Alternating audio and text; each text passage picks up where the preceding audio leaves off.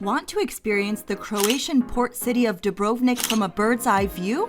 You can take photos like this from the cable car up Mount Srd, but only if you're fast. The ride up Dubrovnik's local mountain takes just 4 minutes, and it's usually pretty cramped, too. The cable car has been in operation since 1969.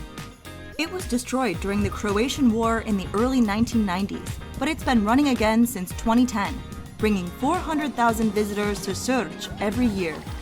From the viewing platform, you have incredible views of the Croatian coast.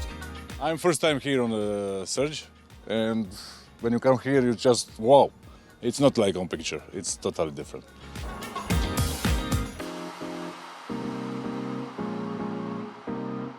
And at sunset, the light is simply magical.